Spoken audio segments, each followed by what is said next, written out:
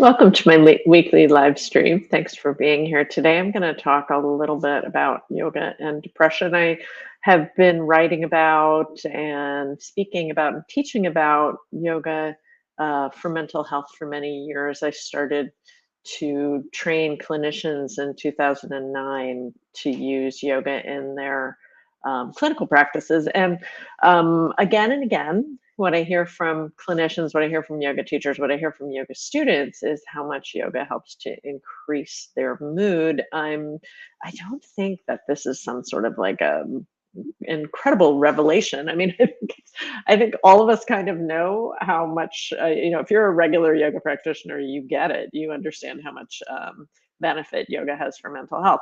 But I do think there are some other forces at play and some bigger social forces that I want to talk about right now. And that is that when I first started teaching about yoga for depression, the numbers were in the 50 million in terms of the numbers of prescriptions that were written every year for antidepressants.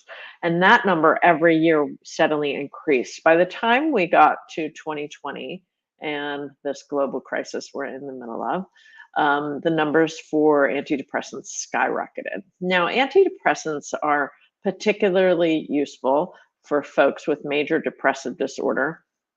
Sometimes. Other people find themselves injured by antidepressants for long term because of the profound effect they have on, particularly on the serotonergic circuits in the system, and how the receptors of the neurons start to shut down with the antidepressants in the system. So they can have profound long term effects. Originally, they were conceptualized to be a way to help people get stable so that psychotherapy could work.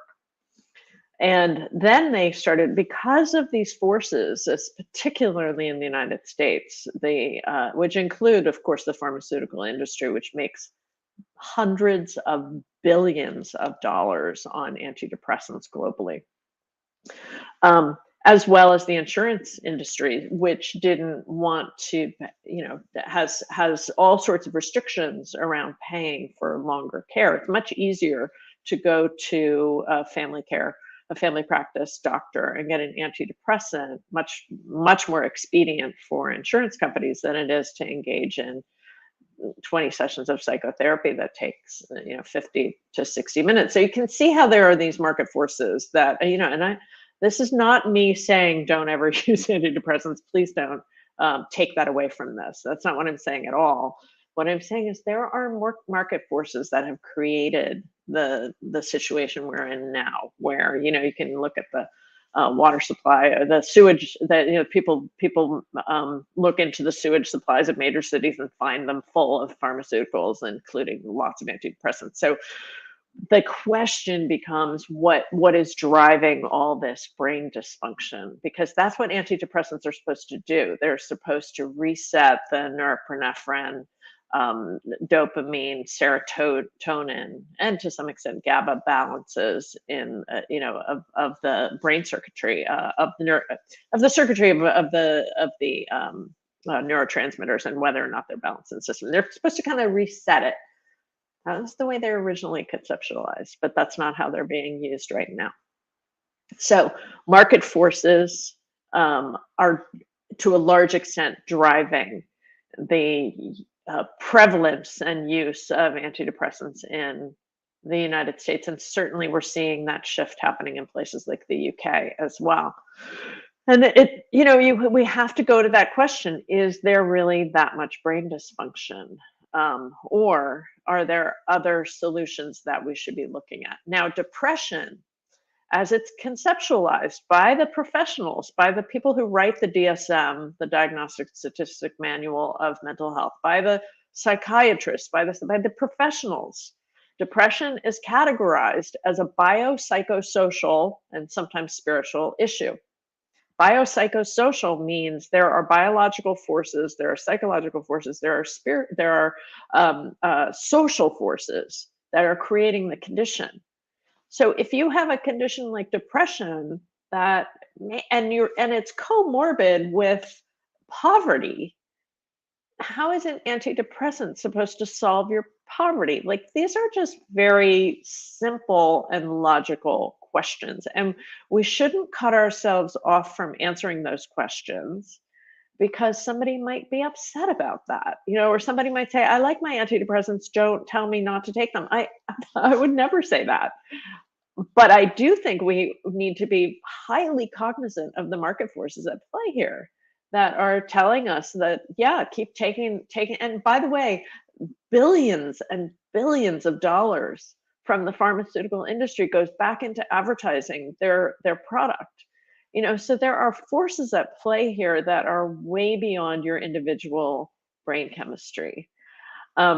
Additionally, the locus of control of our mental health lies largely outside of ourselves. This is a very well researched topic by the social work people. People like the Robert Woods Johnson's Foundation have looked, and they've seen up to 70% of the control of your mental health is outside of yourself. It has to do with these things called social determinants and environmental determinants of health, like where you live, if you have access to good food, healthy food, if you have access to um, deep and meaningful health care, if you have access to mental health care, if you have access to a place where you can go walking every day safely.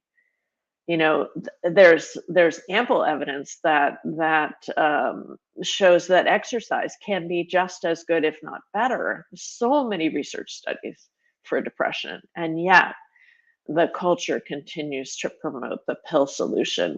Things need to change, and we need to be. That doesn't mean that we get rid of pharmaceuticals. They are, very helpful for some people at some points in their life, but the whole culture needs to change. And we see in cultures that have more parity, economic parity, we see better mental health outcomes. Mental health right now, we're in crises, and this largely is due to the defective and profit-driven systems that were in place long before COVID hit. That COVID removed the veils of and have highlighted the fact that we need to work really hard to change the culture and the society as much as ourselves in order to see better mental health outcomes. So, what I would like to offer, what I would like to suggest here is that we take a deeper dive into mental health. We take a deeper dive into it and recognize that there are things like yoga practice, like exercise, of course, but also yoga practice, which has different benefits than exercise, that can help support people in that biopsychosocial, spiritual approach to mental health challenges. That's what the world needs right now, not just another pill. Thank you so much for watching. Please leave a comment, and I'll see you next week. All the best.